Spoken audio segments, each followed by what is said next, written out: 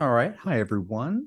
I played a Age of Fantasy battle report yesterday. I wanted to do a battle report on it.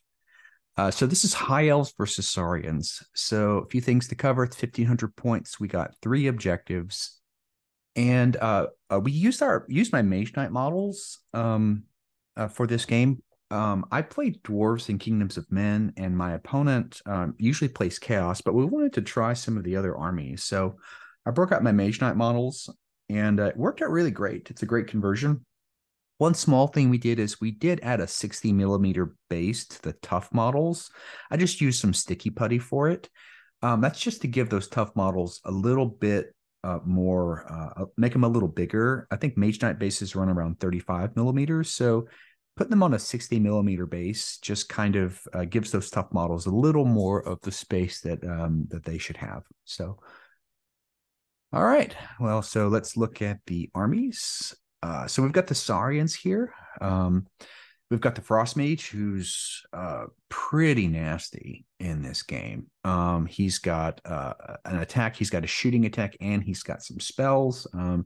So the guy is pretty nasty. We've got a Gator veteran who's also coming over here. We've got some Saurians. They've got some spears, some geckos with some javelins. So just a little bit kind of a chaff unit. Some Beast Riders. These guys are also pretty nasty. A lot of impact. They have some javelins as well. So just some pretty nasty unit. And then we've also got the Gators, which are also another really nasty unit. Saurians are pretty good. A lot of them have this Predator special rule, which every time you roll a 6, they get to attack more. And just those Gators also have 3 attacks AP3. So he really has two really nasty units. And then some Snake Swarms. They've got Ambush, a bit of a kind of a chaff, annoying unit. And then you can see the Frog Mage has his spells. He really only used one spell in the game, and my goodness, it was nasty. So we'll get into that. So on my High Elves, I'm running a High Elf Noble. He's got a protective aura. He's on a steed. We've got some warriors, which with spears. We've got a combined unit of weapon masters. I went ahead and gave them the Spellmaster Wizard upgrade. Some Phoenix Warriors. These guys are just a really solid unit. Rending and then regen and Def 4. So really solid, tough unit. Some Lion Warriors. Another really good unit.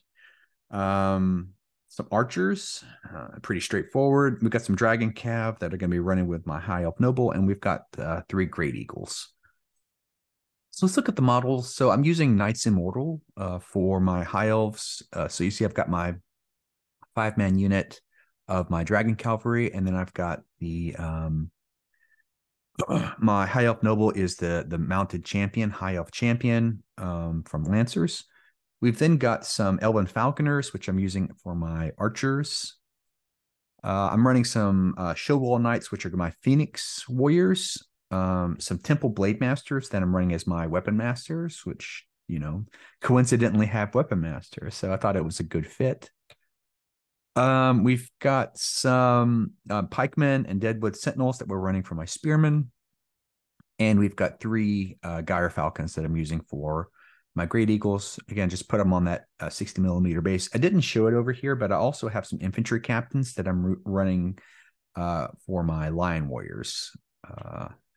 So for the Saurians, we've got some very non-Saurian units. I don't have a lot of like lizardmen in my army, so we went ahead and broke out some Minotaurs, which I think are just a good, solid unit, maybe to represent the effectiveness or the combat prowess of Gators. And we've got a Troll Knight that's my Gator captain. I left some of my orcs at home, so I substituted some Sithith riders to form up my the Beast Cavalry. I've got a Mystic Draconum that I'm using for my Frog Mage. I've got some Noel Fletchers back there that I'm using for Skinks, so I think it's a good fit. Those gargoyles are my are the swarms. And we've just got some lizard men that we're running with spears for the Saurus warriors. All right, so 3 objectives. I've got 1 close to my edge. We've got 1 in the dead center, and we've got the 3rd objective is basically right next to him. So the objectives are pretty even. You can see on the top left, there's the objective closer to him. The middle is the middle objective, and then the bottom right is the objective close to me. So the objective is it's pretty balanced. So we go ahead and start setting up. So he's set up here. So he's running a tighter army. He's got his cavalry on the left. He's running his Saurus warriors, spearmen, running up and protecting the crocs in the back. He's got his frog mage, and then he's got his skinks on the far right. The gargoyles or the swarms have ambush, so they're not set up. So for me, I'm running a lot of my elite units just towards the center. So I've got my cav right there. I put them up front in case he gets too close. I can countercharge real fast. So those cav are basically keeping him back from doing anything too aggressive. I've got my lion warriors right behind him. Those are those infantry captains. I've got then my Phoenix warriors, which are a real good tanky unit. So they're kind of protecting the weapon masters, who are kind of running behind, going to be casting some spells. I've got my spearmen. They're protecting, and they're kind of, again, screening for those archers. Those archers have a 30-inch range, so I can really kind of keep them back this game. And then I've got my eagles kind of flanking the right. All right, turn 1. So the first thing my eagles do is they get behind cover, and they go ahead and just take their objective. The first thing he does is he moves up his Saurus warriors, his spearmen, and they take the center objective. I, in turn, move up my Phoenix warriors. And then if you see on the top left, so there, I missed a few picks, excuse me, but he did go ahead and take his cavalry and take his objective. I then moved my weapon masters up, and I cast Protect on the cavalry and Protect on the Phoenix warriors. He moved his skinks up and shot my great eagles. Did a wound on them. He then moved up some of his. This is him actually moving up some of his cavalry up there. So there's that. Okay, as you can kind of see, the cavalry are kind of closing in, so it's not looking good. My archers move up, and they shot at the spearmen. They got 2 of them. And you can kind of just see, I go ahead and move up my cavalry, and I move up my lion warriors, so you can just still see the Protect on them.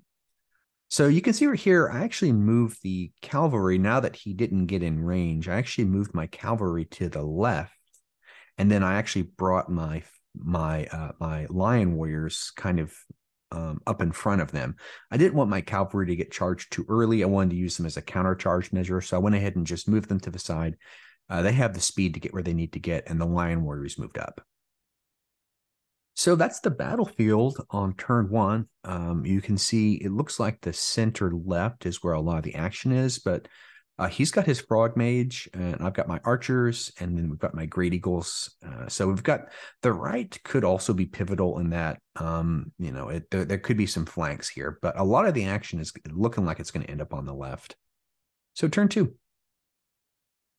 So he brings in his swarms. They just go behind my archers. I think he really didn't like the whole 30-inch range that I was able to basically tag his Saurus warriors. So he actually brought in his swarms to my archers just to basically, I don't think those swarms aren't great in combat, but they are going to stop those archers from doing a lot of the full damage. So smart on him to do that.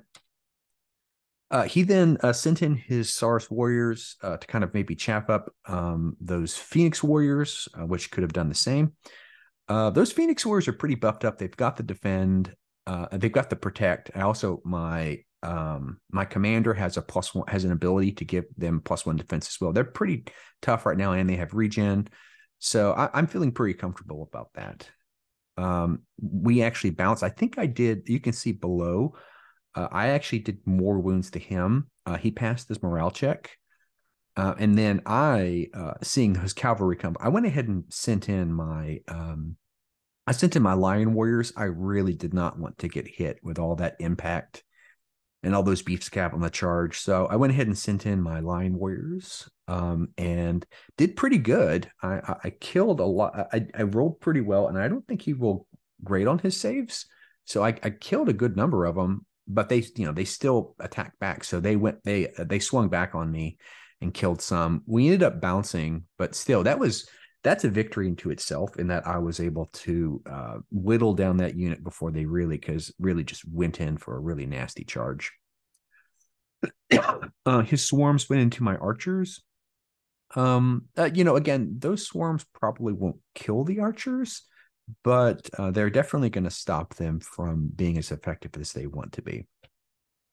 My Grey Eagles went into his skinks, and I rolled well, and they killed them. I had to that wound. I forgot to bring it over, but it's over.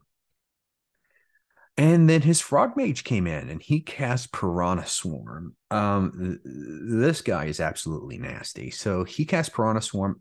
I think the only reason the Great Eagle, he also attacked the Great Eagles, and I think the only reason the Great Eagles didn't just die is I actually rolled really well on their saves.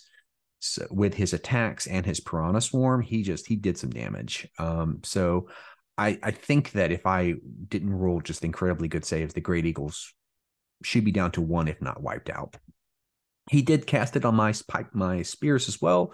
They didn't roll well, and they got blew up. I luckily passed my morale check, so they're still here. But oh man, that Piranha Swarm is nasty. Excuse me. So you can see right here, we've got kind of a formation here where I've sent my Lion Warriors up and up to get in and hit those cavalry. And then I've got my Phoenix Warriors and my Weapon Masters kind of holding back.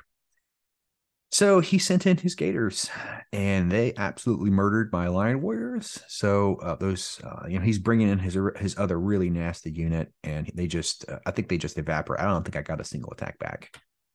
And that's him reforming his Gators. The Weapon Masters go in, so they attack those Gators. Those Gators are tough, so I did some damage on him, and they bounce. By this time, they're hitting on sixes. So I came out there, and he's out of models. So I go ahead and send in my cavalry too, and they also kind of whittle down his Gators, but those Gators are still there. That's a real tough unit. So even with my Weapon Masters and my cavalry hitting them, they're still I think about 50% strong. So real nasty unit. I also bring my Phoenix Warriors up there, and I grab the center objective. So this is turn 3. So turn 3, he sends his Gators into my cavalry, rolls really well. I didn't roll great on my saves, and so he actually kills all my cavalry, and I only have my High Elf Noble left, and then he rolls a 1 on his morale, so I even lose my High Elf Noble, which is tough. I mean, oh man, it is tough. I was hoping that High Elf Noble could stay around and fight, but he rolled the 1, so he's out of there, which is a lot of points just gone. That Gator unit is so good. I bring my archers up, and I kind of get and start shooting at the swarm just to whittle them down. And then he moves up his cavalry here. They attack. I don't think they roll very well. And then I bring in my Weapon Masters. I cast Protect. I actually get it off this time. So the second turn, I didn't get off my Protect. And they go into those Gators again. And then his Slan Mage comes in. He failed Piranha Swarm, thank goodness. But he also flubbed his roll, so he had a really bad turn. I think he got 1 wound, and I think he actually rolled decently. But just my Eagles, again, just make great saves. So he did I think he did 1 wound, which is incredible. And just my Eagles just rolled really, really well, and he didn't get his Piranha Swarm, and I think flubbed, and then I saved. So I think he took 1 wound, and I actually did some damage to him. I put 2 wounds on him. So He rolled 2 1s, so just bad rolling his part too. That's a little bit of a dice game coming in there. He brings his swarm in and attacks my archers, kills a couple of them. So as you can kind of see right now, it's looking pretty bad for the Saurians. I got some lucky charges, and I definitely got the better rolls this game. So my opponent was a good sport. He let me finish off turn 4. So basically, you can see that the weapon masters and the spearmen go into the crocs and the cavalry, and basically finish them off. I also block him from getting the objective on the center, which I had already taken. And so that's part of it. The weapon masters basically finish off the crocs. I didn't show this part, but actually the Phoenix Warriors charged the Frog Mage and roll really well. Got some rending, and he actually took, I think, like 3 more wounds. He was down to 1 wound. So I think at this point, my opponent conceded, and it was a 2-1 victory to the High Elves. So really great. Let's go into some learning points about Age of Fantasy. So the first thing that I learned this game is, I love Age of Fantasy simplicity. It's a simple game. The actual game is very simple, but it's also very brutal. Kind of hitting the next point that, you can bring in some really elite powerhouse units, but they can easily be overwhelmed. So it's having numerical superiority is definitely an advantage in that you can hit that uber unit one time. It may swing back on you and kill some of your models, but you can send in that second and third unit, and just all of a sudden now they're hitting on 6s because they're fatigued. So that's something I think is that elite units are good, but you really have to have they have to be supported. The other thing I learned is that expensive characters can be routed if they, I spent a lot of points on my noble, and he just routed. And so that's a really tough thing. So I think the other thing is that there is a desire sometimes to bring in expensive characters, but just keep in mind that those characters, if they roll bad, they can fail their save, and you lose a lot of points. So I think even looking forward, we have to. I think I learned that you have to find a balance between expensive units and numbers. So even just bringing in some basic troops, I think bringing in some spearmen. I think the Saurians, they brought in some basic troops, maybe even some geckos. It's a good way to kind of protect those expensive units. Especially cavalry, right? Because cavalry are just not good on, if they don't get the charge off. And that's what I like about this game. It's like the units are very specialized. Like a lot in reality, cavalry are just, while they're decent, they are much better on the charge. And I think bringing the chaff to basically cover and protect those cavalry is going to be really important. The other thing is that I think I also just love about this game is that games go fast. This, from setup to finish, um, played about 45 minutes. And even game 4, even if my opponent would have, we played out game 4, but it was also just so quick. It's like with 4 turns, and really the 4th turn, a lot is kind of there's just not a lot of models left because it's a brutal game. You're going to be losing models. It makes very fast games, but just because they're fast, I think there's a lot of tactical depth to this game, because it's simple, right? There's not these uber units which are just invulnerable to everything. Those sort of units, you don't have to think about them that much. You don't have to think because they're just uber powerful. But because in this game system, there's a lot of ways to counter those sort of units. It still has a lot of tactical depth to it. So thanks, everyone. I'll be playing more Age of Fantasy in the future, and appreciate it.